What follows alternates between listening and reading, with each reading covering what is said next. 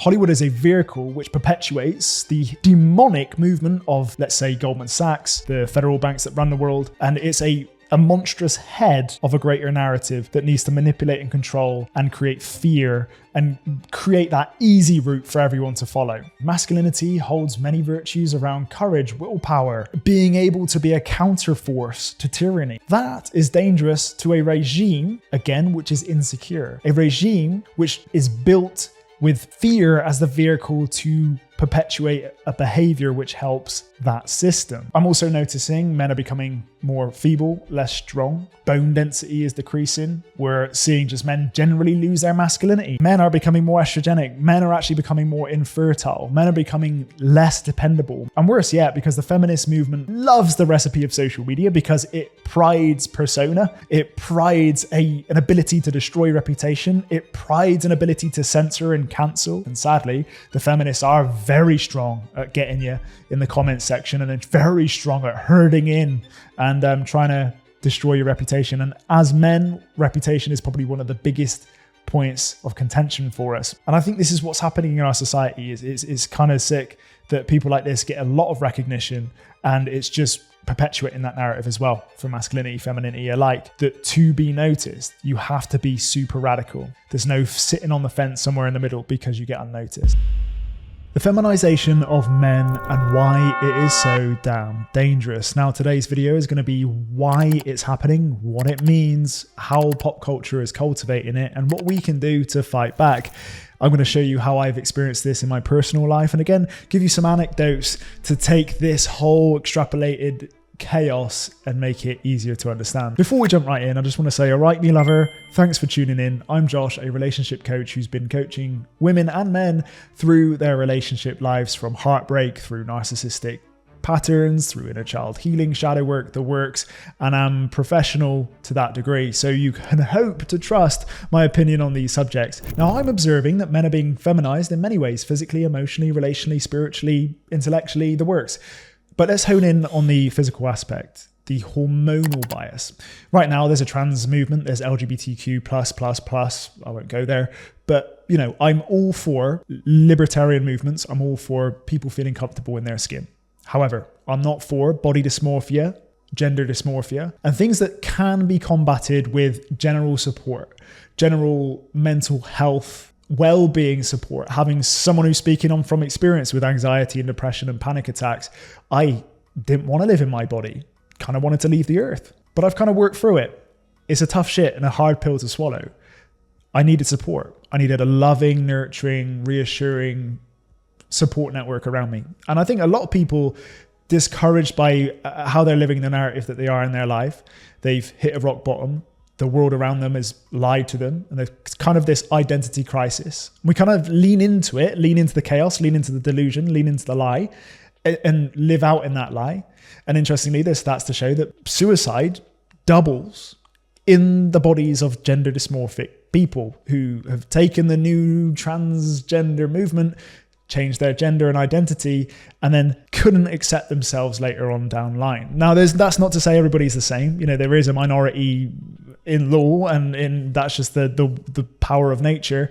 You know, there's anomalies in a big group. 1 in 100 or 2 in 100 would live by those norms. But what I'm seeing, and there's studies to show this, that men are becoming more estrogenic. Men are actually becoming more infertile. Men are becoming less dependable. Infertility and problems with fecundity, impaired fecundity, is affecting 8 to 12% of couples, of which 40 to 50% of those cases are based on the male factor of the equation. Now, the female factor, there's a lot of complex issues, and it should be way more, shouldn't it? There should be a little more minority in terms of, you know, conceiving children.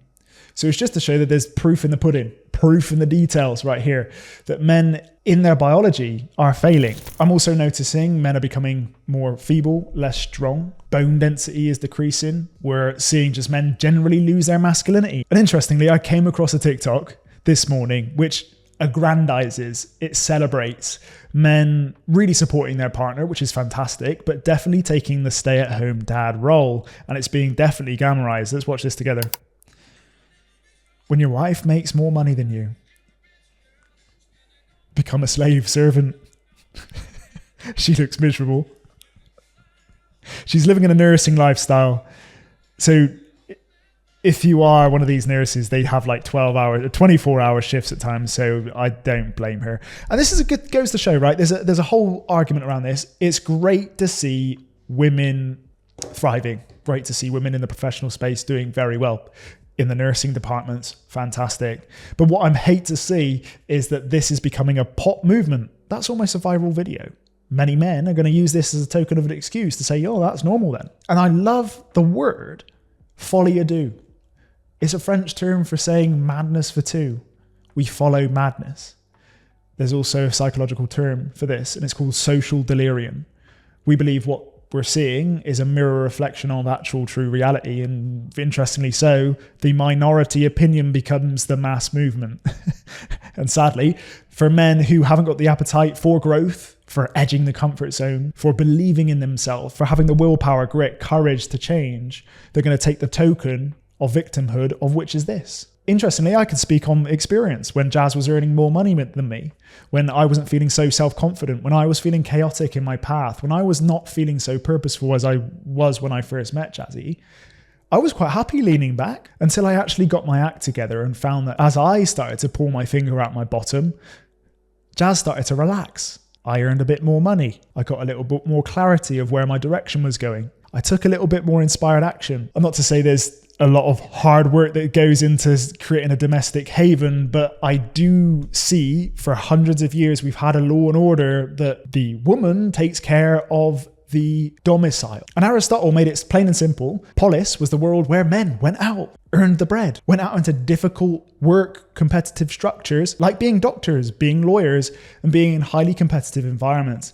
And that was the zone of competence of which men took care of. Women, on the other hand, were part of ACOS. They were part of raising children, educating children, creating order in the household, creating a clean, welcoming and loving environment at home. And now that's not an easy feat either, but I highly recommend that we tend to want to position ourselves into the things that we naturally do and more capable at, because we're a better team in general. Life is hard enough as it is. There's suffering that exists. We're going to go through grief inevitably. We're going to go through mortality. There's going to be difficulty in a financial position. We're going to hit a little bit or a few occasions of a tragedy. And as a team, knowing your role, feeling that you're highly competent and capable in those roles makes you a bigger unit to take on the beast of life. We've all got a different psychological profile with the Briggs-Myers test. Everybody has their little strengths and weaknesses. But when we're hyper confused and when we're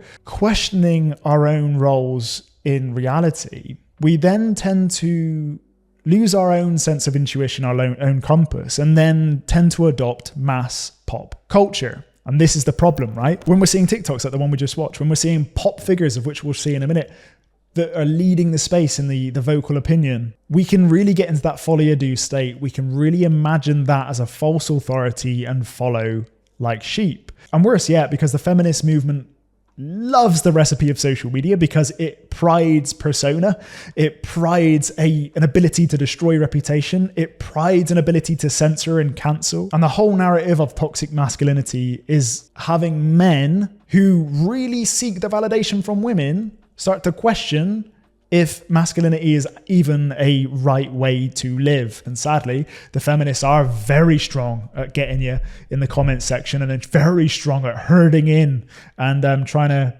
destroy your reputation. And as men, reputation is probably one of the biggest points of contention for us. And what the toxic feminine movement is trying to do is trying to make us completely compartmentalize that part of us and throw it away. And then what's the response from men? Well, we hyper feminize because we play the narrative that the feminists love to create for us. Here's a great example by the, albeit Harry Styles. Let's watch this. Here we go. Wearing pink joggers. I like a guy that likes, he's comfortable in his, sexuality. That's cool.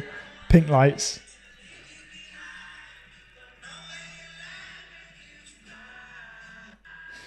Slightly harmless video, but I've seen many others out there that do show Harry Styles in some funny spandex and lycra and strutting his stuff like a pink flamingo. And it honestly feels like these celebrities then create a really bad narrative and an example for young generation. The young generation don't have those examples to look up to anymore. They don't have those strong, grounded masculine principles and virtues to look up to anymore. It seems that this has now been eradicated for a sense of defense mechanism because we see it as a big, ugly monster to fight or at least defend from. We'll play and adapt the identities that feel safest. Me personally at school, for example, I felt like I needed to please everyone. I loved to be popular. I actually loved it. I loved to have lots of niches in school. You know what school's like? This compartmentalized into the jocks, the goths, the nerds, the works. And I loved someone in every group. And I used to get along with many people. I had many friends. Little did I know, I crashed and burned just at the end of school, hit my biggest, most brutal panic attacks at the age of 17, 18, and figured out all those people that I was just pleasing ended up being the biggest flakes and frauds I've ever met in my life, because when I was in hospital, there was no one there to support me. But I know playing the class clown, playing that persona was very safe because it got me through the battleground. It got me through a dangerous scenario to simply socially belong. I don't think any of us are really deemed to belong if we're living to our truth. I think sometimes the greatest gifts in the people around us, or the greatest gifts in you, may not belong, and actually you're meant to be disliked. Of course, we're meant to work as a social unit, and there's psychopaths that tend to be eradicated because they are not useful and actually deteriorating the social structures. But you, with your gifts, will rub others up the wrong way. You, standing in your own little truth, will start to create some jealousy. And it's now down to those people with how they deal with that jealousy, which is another story, how they deal with their trauma, how they deal with those negative relationships in the past, that you don't own those identities of which they're projecting on you to make themselves feel safe. And this is what's happening for us. Even celebrities who are in a very hard position, of course it's Hollywood, there's cameras everywhere, living in a false persona is a much safer way to be than your true core self, because it's highly humiliating being rejected for that. But what's sad is that someone who, lots of girls respect, lots of young lads I'm sure respect, because he had high social status, he's got a lot of money, he's someone who I'm sure a lot of guys would aspire to be, is leading the way as a baby girl.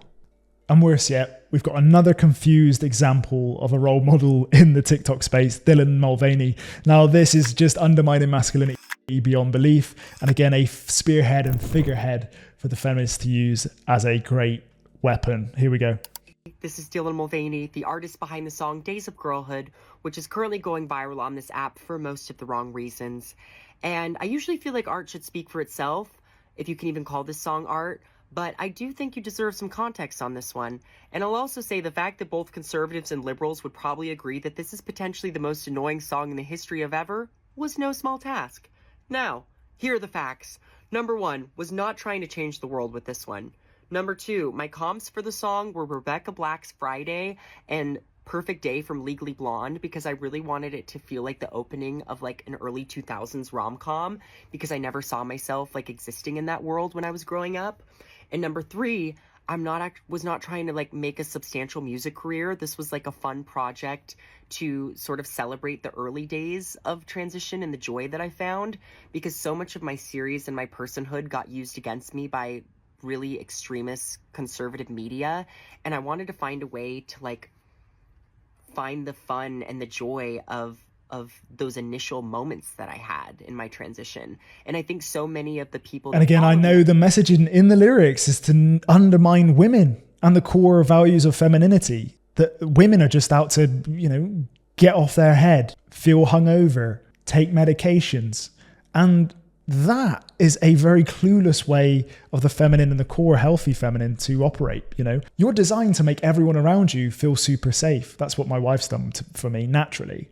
You're designed to not be hedonic, not be quickly gratifying, not be quote unquote selfish. Same goes for the masculine. You're designed to literally provide for other people and contribute to society around you at large. And then the notes in this viral song Girlhood is no great message for young men, young women alike, and it's just confusing the narrative even more. And he's even said in his own he has even said in his own account that he's still unhappy in the body of which he's chosen. It's a big pantomime. I can see in just the way he's being. He's a theatre. He's theatre. I'm an actor. I know how this works. I love playing characters. I love being a little girl every now and again, but I know at core, I'm a man. At this point, I get it. Like, I think that maybe he just wants to be seen. There's a form of validation here that needs to be had. We all kind of want to be seen, don't you? You know, I wouldn't be doing this video if I didn't want to sort of help others and sort of connect with you to some degree and be seen to some degree. But there is absolutely a way of, you know, morphing an identity to be more interesting, more radical, and stir the pot. And this is a lazy form of recognition. And I think this is what's happening in our society. It's kind of sick that people like this get a lot of recognition, and it's just perpetuating that narrative as well for masculinity, femininity alike, that to be noticed, you have to be super radical. There's no sitting on the fence somewhere in the middle because you get unnoticed. Next one, we have Sam Smith. Now this is going to be a sizzle cake. I thought he was great back then. Old Sam Smith, not too bad at all. Great talent.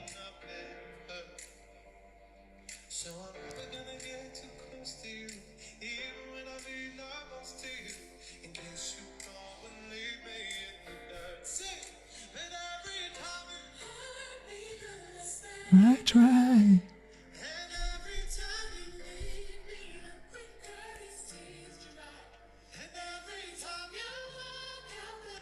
Now, let me just that moment to appreciate. That's a guy that's just come into the world of Hollywood. This is an interesting point of view. He's literally just been baited in. He's a good guy. He's a raw talent. He's got a lot to lose if this goes wrong. And I'm afraid things took a turn for the worst.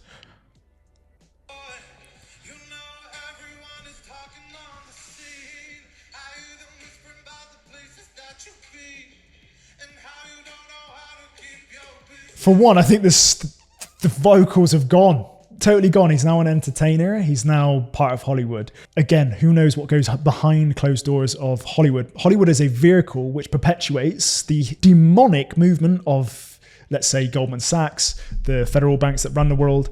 And it's a monstrous head of a greater narrative that needs to manipulate and control and create fear and create that easy route for everyone to follow. Anyway, you see the transitional period. Something has crept into the soul of Sam Smith, bless him. You know, I can't, you know, he could have been easily in that path of easy manipulation. And I know how it works, you know, even as an actor, being manipulated by a very persecuting and scary director who can use force and power against you. I've had those feelings where I completely lost myself. And I call this the arena when we're totally fatigued, we're adrenally out of ourselves. We are the most victim to outer sources who are ready to prey on us, essentially. And I think this is what Hollywood's done to Sam Smith. They've taken his soul, who's an innocent, naive, and talented young guy, and completely used him as a spearhead and figurehead for the youth to follow. And sadly, you know, now we've got this demonic narrative. And again, what this does is a projective identification on the rest of the world around us. And if this becomes pop songs and pop culture, it makes us think that everyone is acting the same way. And if we're not, we don't belong, which means we're going to be puked on with humiliation or puked on by the feminist movement to feel wrong about who we are and shame about actually our good, virtuous parts of us. And if we're not careful, we will not confront the reality, and it sends us down a rabbit hole of a lack of courage. And courage is a core human masculine virtue. Also, it stretches chaos into our world. It kind of becomes a bleeding effect of chaos around us. And what does it do? You know, our tolerance for chaos then increases incrementally to the point then when our tolerance for chaos becomes so big that then we need more radical chaos to override that chaos, if that makes sense. We normalize chaos. We normalize demonic narrative, and we are seeking something a little bit bigger, a little bit more. And simply put, just like the narrative of mediocrity not feeling satisfying, we need to become extremes in order to feel A, seen, to be B, relevant, and C, feel like we're actually feeling something or feeling satisfied with our progress. But that's only a trap if you've learned not to create a diet around your social media content consumption. Now, while we've covered this a little bit already, why are men being feminized, you might ask? Well, first and foremost, men and masculinity at large is a huge role in the family unit. They're there to provide, protect, feel that security and create that grounding. Masculinity holds many virtues around courage, willpower, being able to be a counterforce to tyranny. We have the form of anger, aggression, ability to physically dominate. That is dangerous to a regime, again, which is insecure. A regime which is built with fear as the vehicle to perpetuate a behavior which helps that system. But when masculinity comes into the mix, when it's socially in its healthy space, and healthy masculinity is someone who is a leader, courageous, decisive, strategic, and that is a force which tends to want to dominate, tends to want to take back territory, tends to want to protect and preserve. And if any system is threatening preservation or attacking family unit states, that defensive alarm bell from the masculinity, ding, ding, ding, ding. And if that starts to spread amongst communities, amongst beautiful social connection that we have, you've got a coup d'etat. You've got a coup. The government is under threat. Not to say all governments are bad. Some are really operating very well under a democracy. But just from what I see with all the wars going on in the Middle East, there's always a way to divide and conquer. There's always a way to create us versus them and create that instability amongst social networks that then becomes easy to control and easy to dominate. And there's no wonder why there's threatening social political figures like Jordan Peterson being censored and having his doctorate taken away from him by the institutional government. You have Andrew Tate, who's deeply censored. Elon Musk, to a degree, is also deeply censored. There's many people like Russell Brand who have also had slander campaigns about his past. He's the comic in the castle who's speaking truth, yet is then being quietened down by doing so. Again, a threat. And while this is all going on, how do we fight back? And how do we take our best step forward? Now, all I think you need to do is look after your garden. I think we can't all be martyrs. We can't all be Martin Luther Kings. We can do our own piece of the pie. You being selfish and putting on your mask before you do your child in a plane crash is highly helpful, because you feeling your best self, you feeling your most regulated self, is highly influential to your little social network. You just saying hello and a smile to the coffee shop counter in the morning is a great ripple effect to the virtuous cycle that you're going to give off. This can be started with a few things. Look after your health. First of all, I think quit alcohol. Many studies, and I won't get into it too deep, to show that alcohol in binge consumption is going to leave you flat, testosterone depleted. I used to binge drink a lot, hungover the next day, stealing happiness from the previous, and absolutely focus out the window. And if focus and decisiveness is a core masculine virtue, then of course and alcohol at mass consumption is a beautiful vehicle to keep people dull, depressed, and codependent on liquids to feel courageous, and at the cost of the next day being an absolute whirlwind. Instead of alcohol, do something that's a different faux version of it. It could be a mocktail. It could simply be a soda water with lime and have that benefit of a refreshing beverage and still feel like you're satisfied. And sometimes, being on that conscious plane, you feel way more courageous about yourself. And secondly, eat meat. Yes, I know I'm going to get some slack for that. The vegan diet, again, is a very prolific popular movement. Now, I actually experimented with the vegan diet a few years ago. Went straight off cold turkey. Absolute cold turkey. That was a bad analogy to use. I went straight to the beans and tofu and tempeh diet. You know what happened to me? I felt tired. I felt lethargic. I felt like my training was absolutely rock bottom. I felt fluffy in my vascularity. My cardiovascular system completely rock bottomed, flatlined. I did not feel masculine in the slightest. And then I came off it. I cycled off about 4 or 5 months. And I did supplement correctly, by the way. I put the vitamin Bs, I did the works, still didn't work. Came back to my meat, boom, instantly.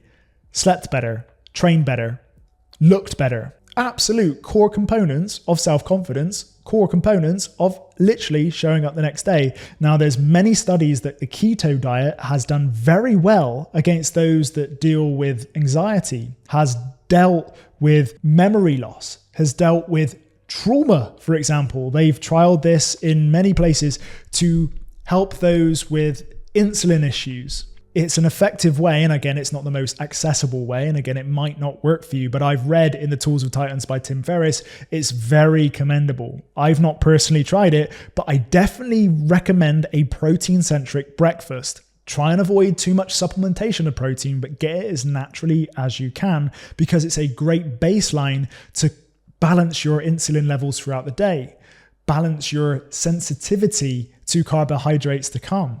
It allows you to have less brain fog, allows you to feel more focused, and allows your energy balance to feel a lot more square. And again, for someone who wants to be masculine, you are a source of safety, a source of comfort, a source of calm. And if you're not calm in your biology, and if you're not calm in your thinking, and you can't be that safe space, start with, honestly, an omelette in the morning. I couldn't have actually recommend enough a few eggs being an absolute core and accessible place to begin in the morning. Bang it with avocado on toast. And again, an avocado is a great monounsaturated fat, which helps absorb all the solids around it. It's a great addition in the morning. And here we go, another just study to show that, tofu and veganism has a bad way of developing testosterone. It says here, those on a replacement of meat protein with soybean protein as tofu may have a minor effect on biological active sex hormones, which could influence prostate cancer risk. And that's at the worst case scenario, but there is a strong correlation between the difference in SHBG and testosterone. This is showing that, you're gonna gain weight with this form of protein. Your body is not natural at breaking it down, and it wants to protest, wants something different.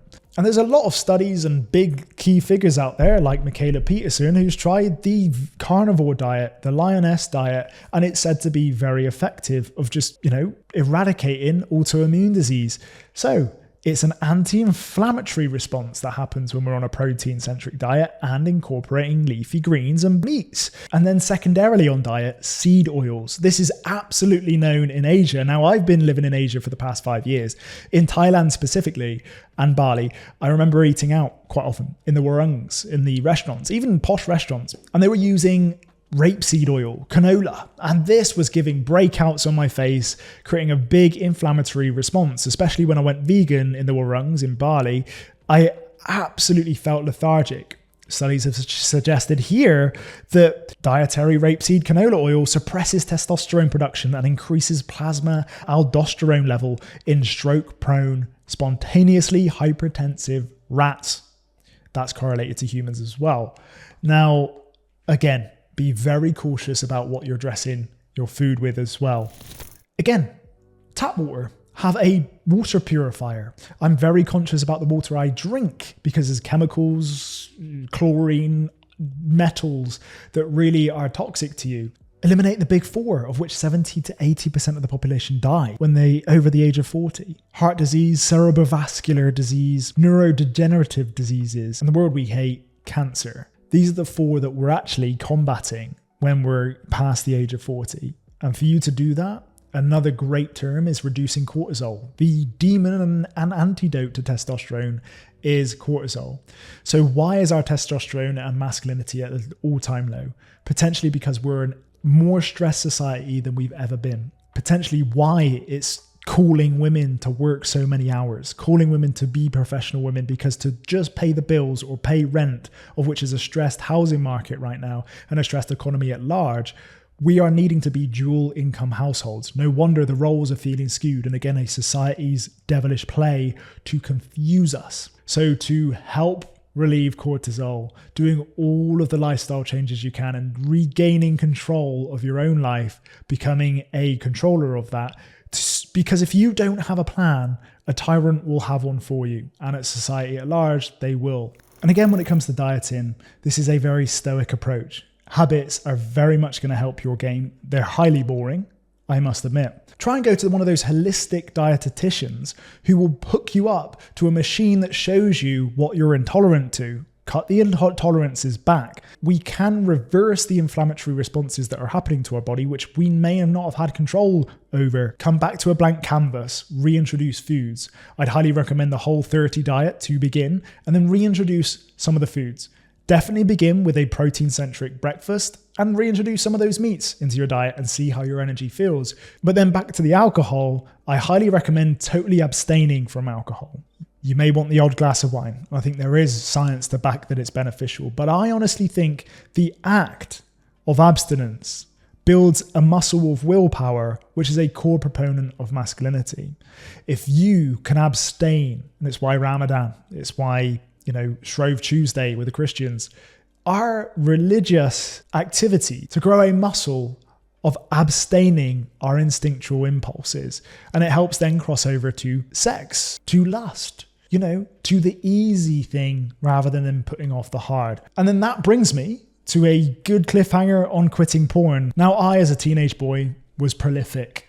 I didn't go into the deep dark web. I probably watched the sort of more wholesome stuff. If you've gone into the erotic dark end of the pornography sites, this becomes even more damaging because just like we explored earlier, you become an extremist in the erotic, which then makes your filter for romantic partners become even that much more smaller.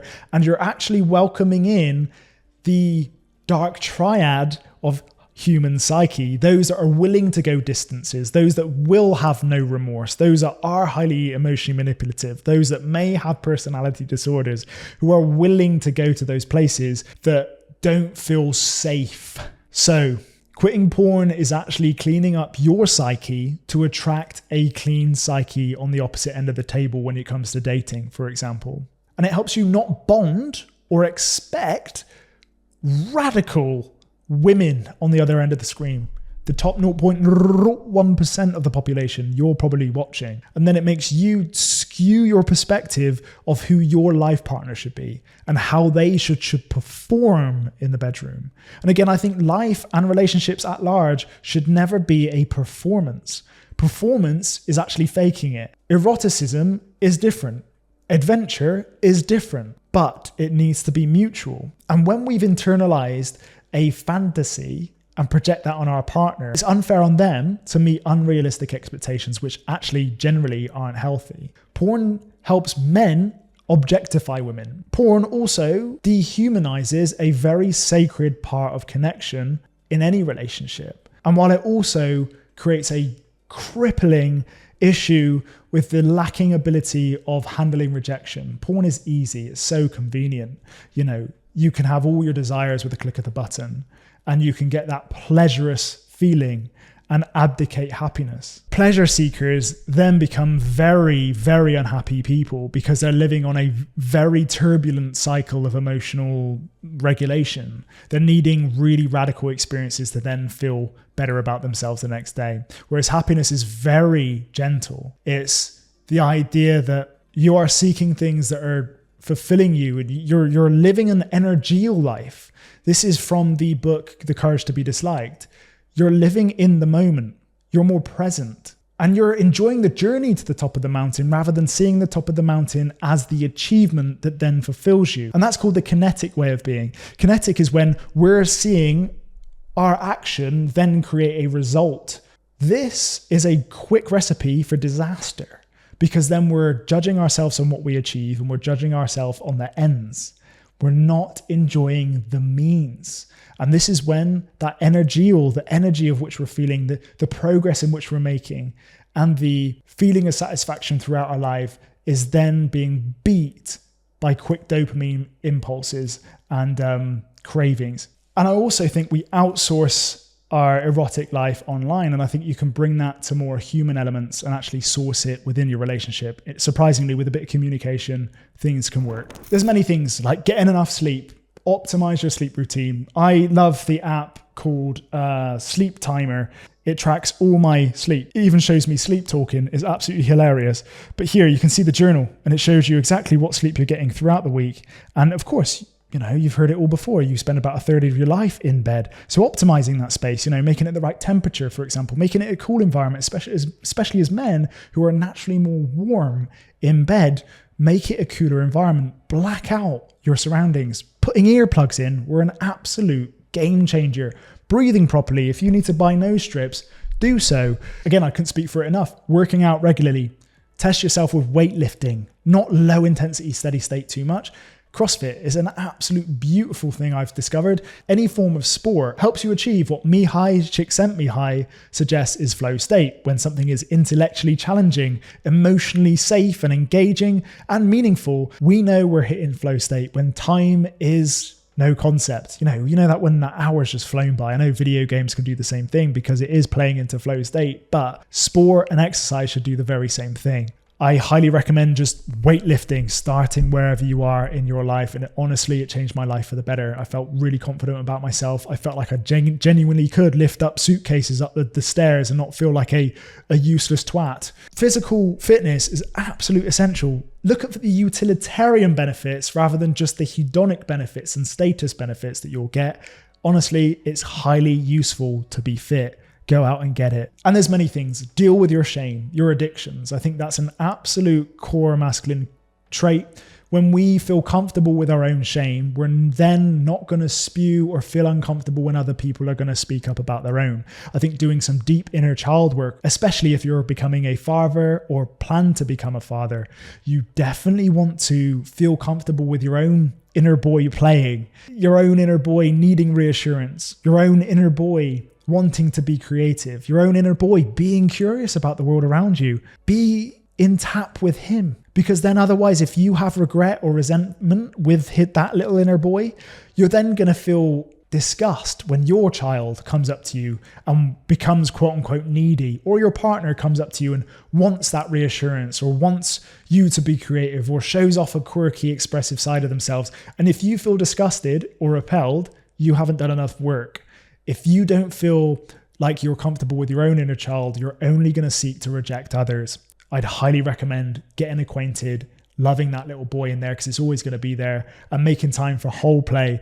I love Brené Brown's concept of wholehearted living, the idea of bringing vulnerability into your world, bringing creativity, bringing sleep, bringing play into your world is an absolute essential. Even when you feel like the core provider, you have to make time for it and become a leader in your life. Even if you may be employed and you may feel like you're stuck in a 9-to-5, and you may feel like, you're just a team member in your football team, for example. It's not to say you can start taking control. A man with a strong back spine, a man that knows his mission, a man that knows even to his partner to say, I don't want to go there today because I've got something more important to do, in a healthy way, of course, you've got to do that all the time, is actually respected. I think also you need to find a feminine woman. I think be very curious and be very choosy about which woman you let into your life. A bad marriage will send you down a path of ill health, ill finances. And I've read in many finance books now,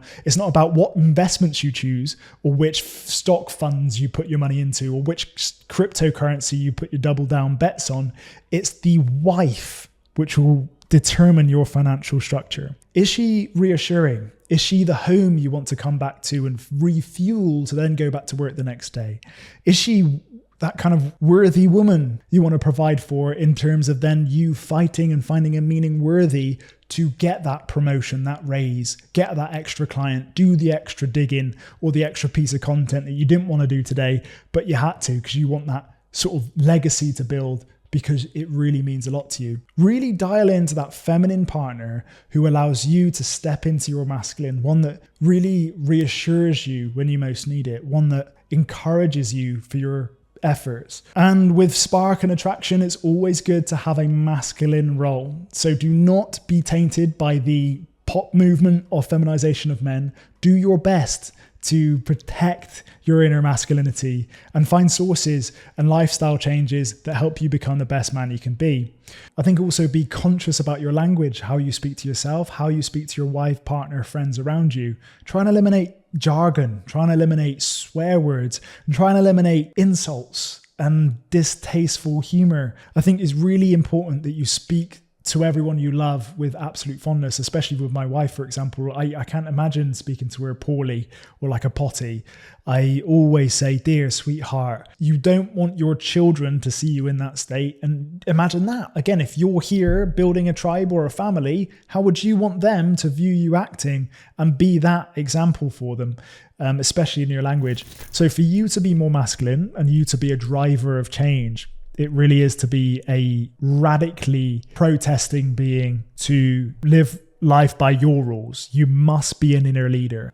Because if you're surrounded by so much dysfunction and being told what to do by others who steal your game plan or your planet at large, you'll then lose your compass of who you are, and you will not be that dependable person in your life that inevitably you need to be through grief, mortality. And you're living a very young life if you have a lot of consumption here and being skewed and distorted by who you should be.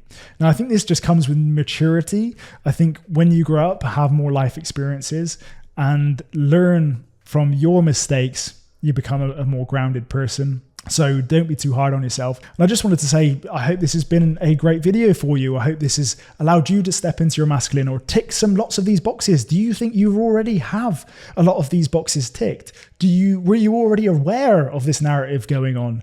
And again, comment below of any practices in lifestyle you've actually adopted and has worked for you to stay masculine. I'd love to hear your thoughts, women and men, in the comments below. And again, any more videos I could react to, I'd love to. Thanks again for tuning in. This is a mammoth video once more, and I appreciate every one of yours times. Again, subscribe for more, like, and pop on that notification bell so you don't miss a beat on future videos. My heart to yours. Have a beautiful day.